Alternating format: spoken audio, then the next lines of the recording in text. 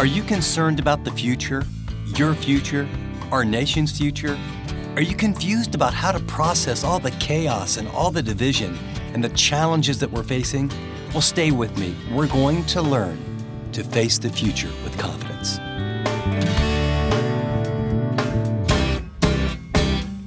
Welcome to this edition of Living on the Edge with Chip Ingram. Living on the Edge is an international discipleship ministry helping Christians live like Christians.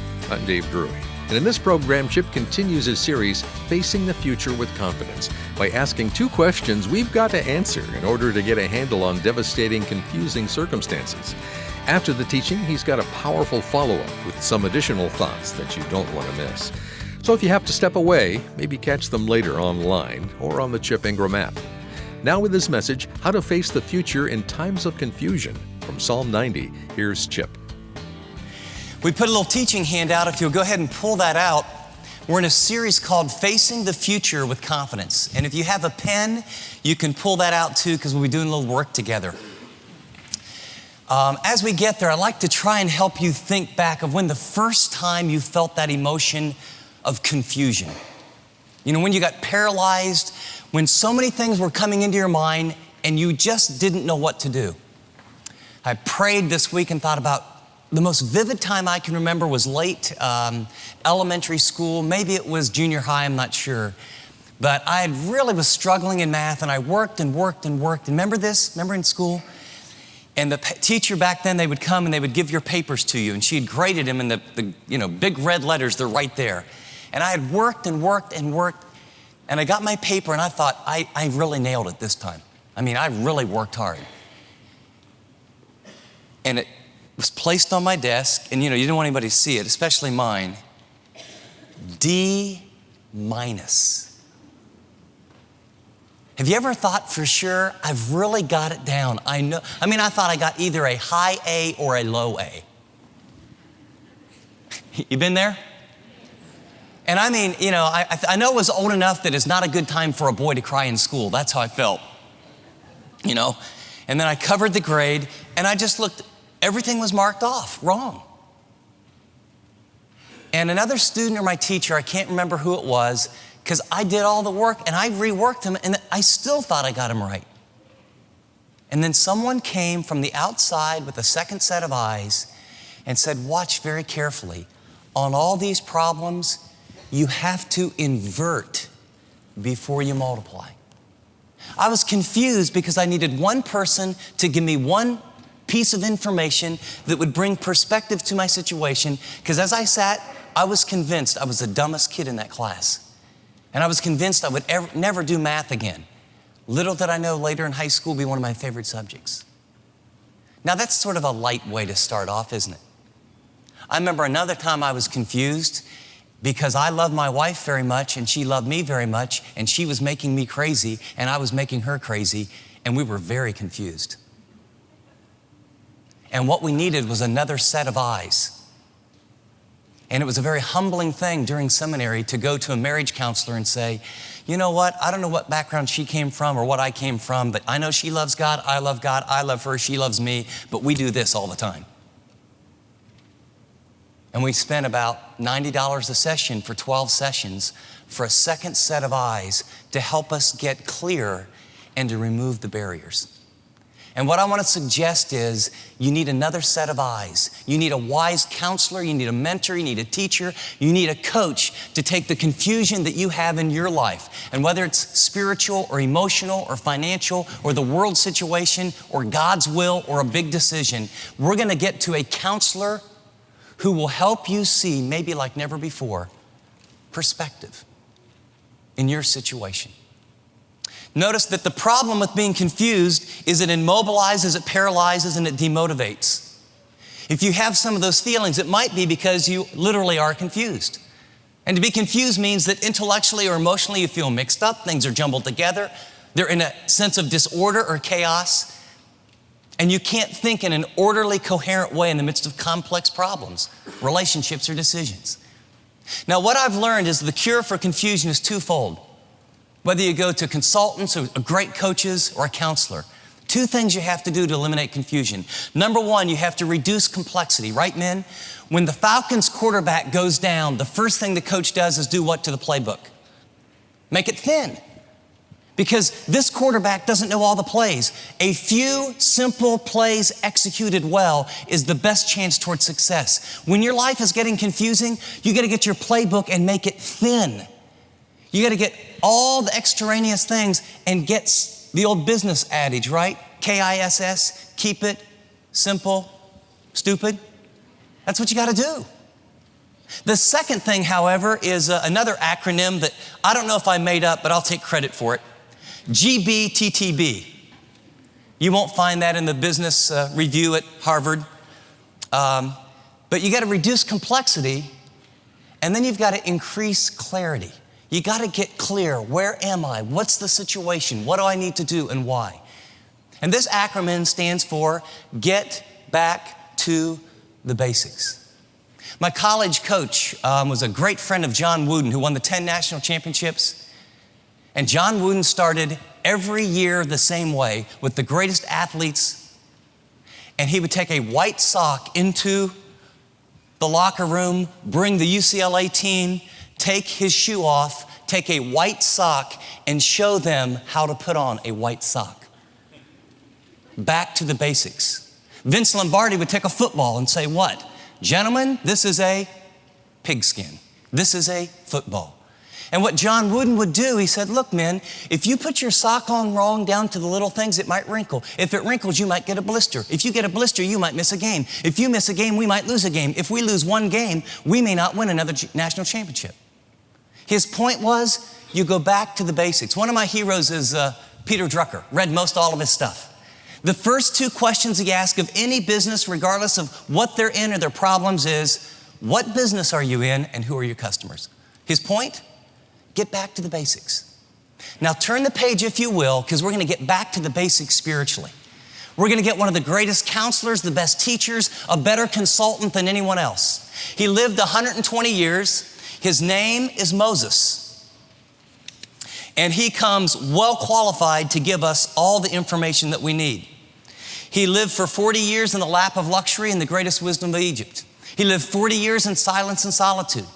Ecclesiastes says great wisdom comes from the house of mourning. That group that he led was not real cooperative. And so I figure, just the math in general, he did about 1.2 to 1.8 million funerals in 40 years. Do you remember the last time you were in a funeral? Or you went to the ICU with one of your kids or a close friend? Do you remember how the peripheral stuff didn't make any difference and you got real clear about life? Imagine doing about 1.2 million funerals. And what you have in your hand, it's in your Bible in Psalm 90, and I put the text there. What you have in your hand is the only psalm written by Moses. And if we wanted to take the collective wisdom of all that Moses learned in that 120 years, I believe he's giving us the cliff notes right here about how to live, how to get back to the basics. And as I've studied it, I saw very clearly there are at least 6 basics when Moses looks at all of life and complexity.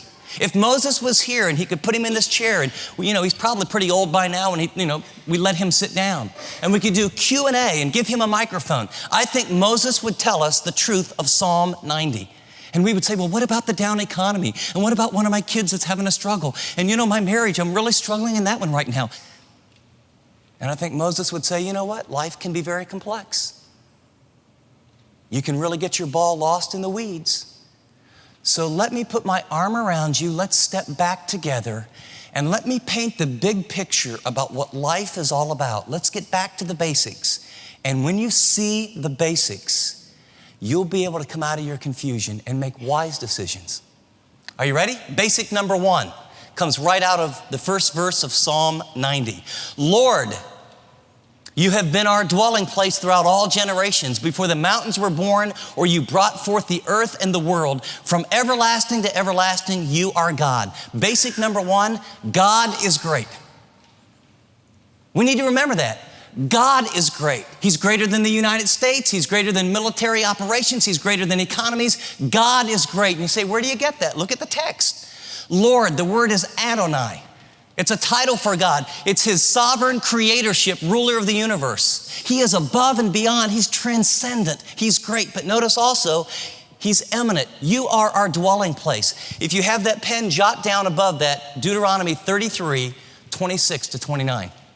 I can't develop it, but the exact same word used for dwelling place here is used when God tells the children of Israel, I will protect you, I will carry you, I will be your refuge, my loving arms will be around you, and in the midst of all the storms, I will take care of you.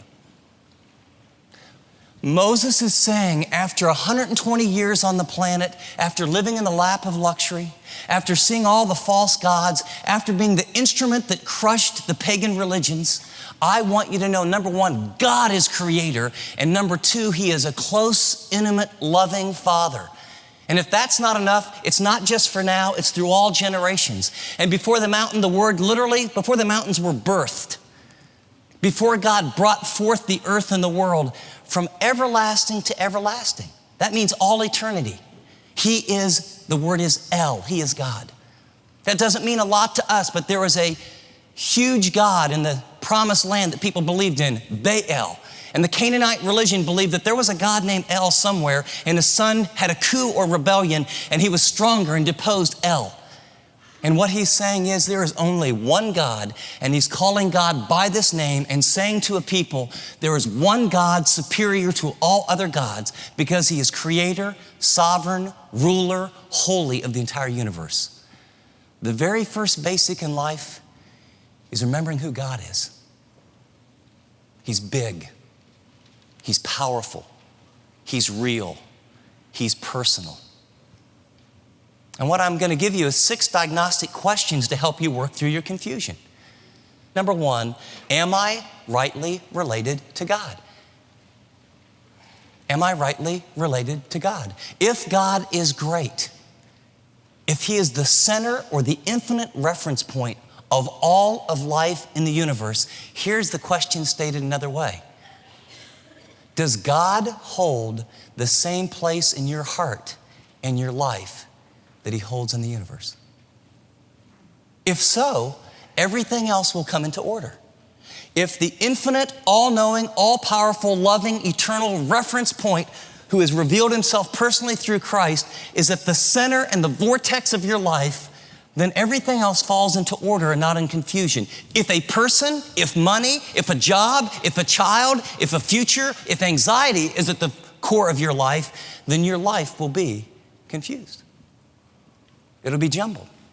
Had a chance to hear a fellow about a year ago now, maybe 2, and he works in a ministry, and so he keeps it kind of down low because he works with a lot of people at MIT and in the military.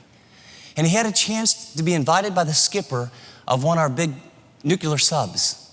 And he said, we had dinner right there in the control room and all the controls were covered except one little area. And the guy let me ask questions about it. He was sharing the story.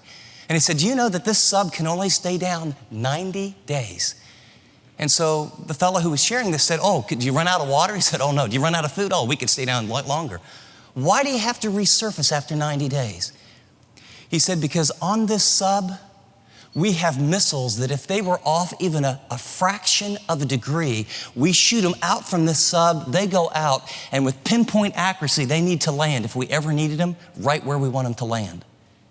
But after 90 days underneath the ocean's surface, what we know is the magnetic forces of the earth begin to affect our equipment. So we have to surface, put up an antenna, and we lock onto the North Star, and then we lock onto the satellite system, and then we recalibrate all of our equipment based on reality. You get it? You need to recalibrate? Is God the center point of your heart? Is he your North Star? Does your time and energy and money and decisions all go back and revolve around God is great. He is personal. He is powerful. Is he your reference point to all of life? If he's not, if you're even off a few degrees, confusion. Second basic Moses is going to pick up is not only God is great, but he's going to say life is short.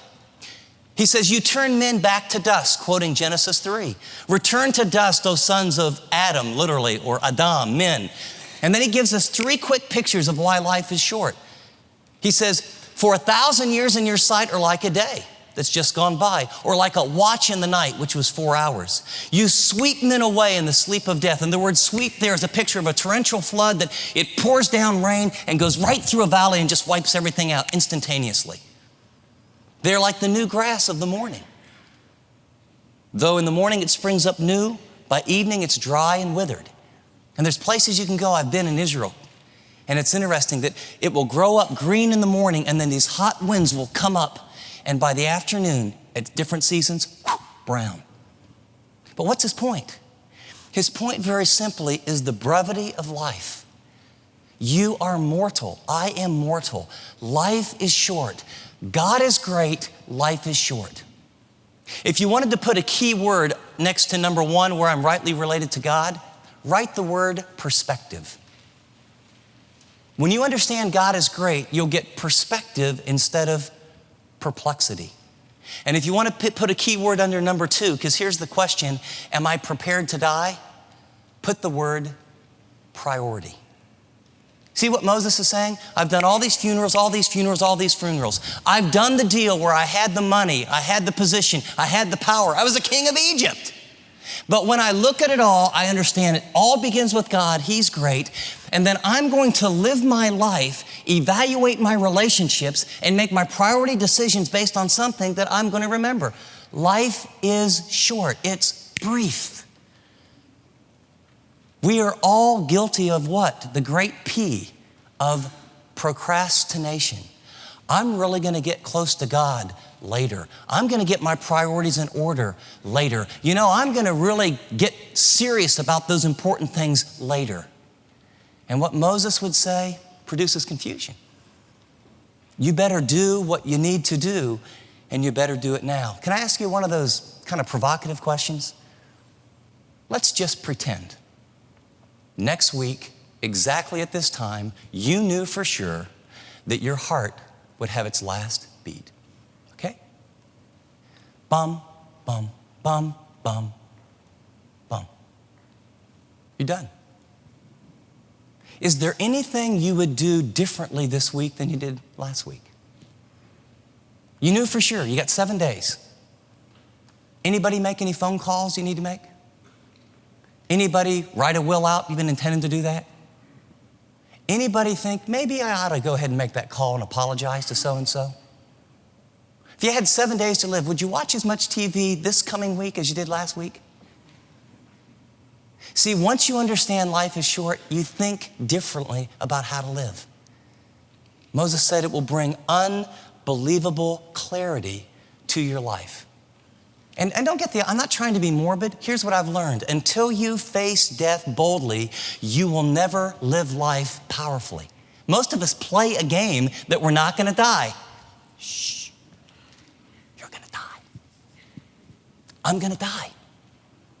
And if some of you are thinking, you know, that made me feel very uncomfortable. I can't believe that guy talked about my heart stopping in 7 days. I was being generous. I can't guarantee you 7 days. You may only have 7 minutes. You might check the mail and get hit by a milk truck. I don't know, I could too. I don't have 7 days. I've got today. And when I begin to live like God is great and life is short, not only does it give me perspective, but it totally rearranges my priorities. Chip's going to be back with his application. But just a quick reminder, this message, How to Face the Future in Times of Confusion, is from his series, Facing the Future with Confidence. This 3-parter outlines how you can positively face life's most challenging circumstances, even in the midst of overwhelming doubt and despair. Chip discusses the truth that God has a plan just for you to bring good out of evil.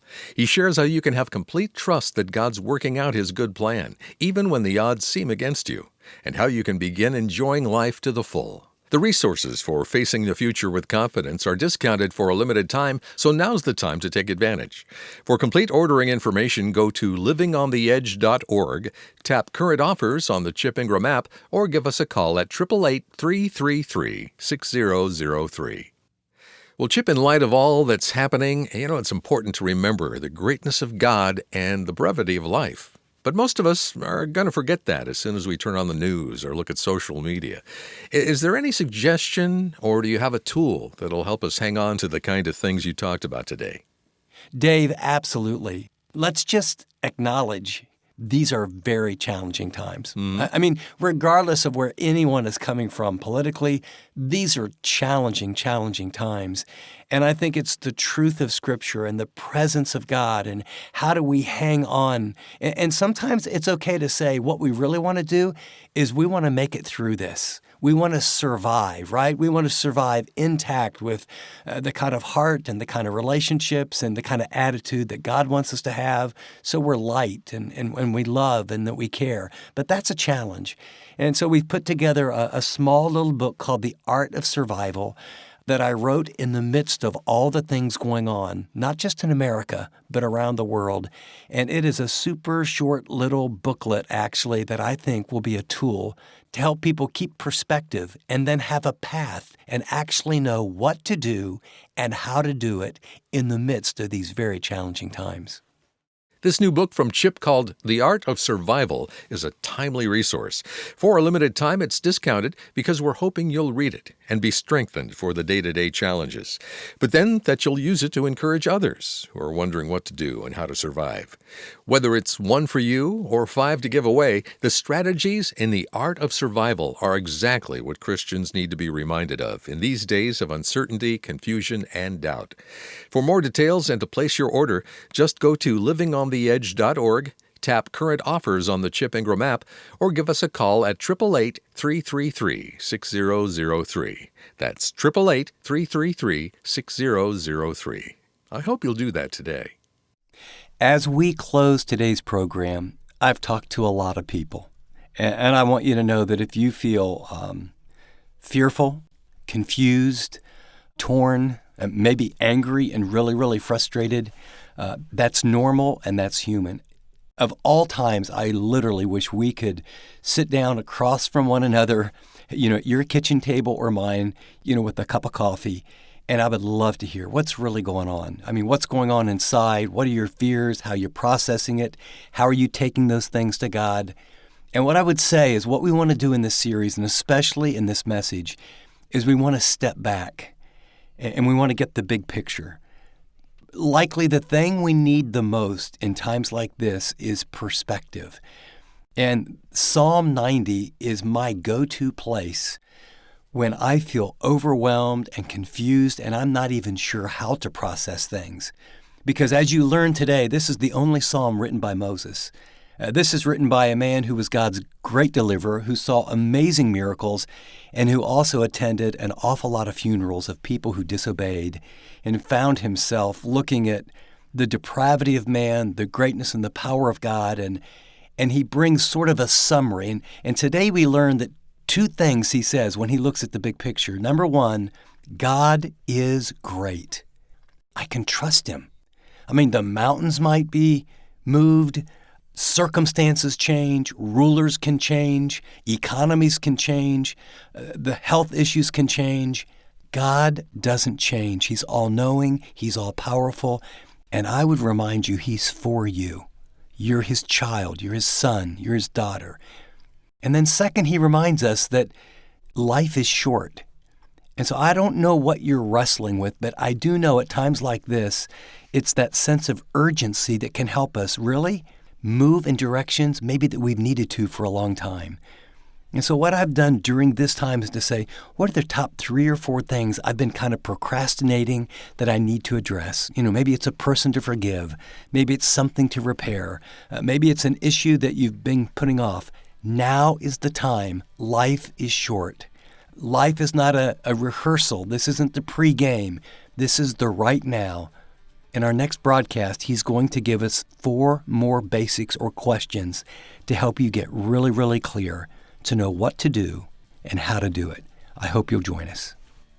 Well, just before we close, I want to say thanks to those of you who are giving regularly to the ministry of Living on the Edge. You're making a huge difference, helping other Christians live like Christians. Now, if you're enjoying the benefits of Living on the Edge but aren't yet on the team, Would you do that today? You can set up a recurring donation by calling us at 888-333-6003, tapping the donate button on the app, or visiting us online at livingontheedge.org. And thanks for doing whatever the Lord leads you to do. Well, for all of us here, this is Dave Drury saying thanks for listening to this edition of Living on the Edge.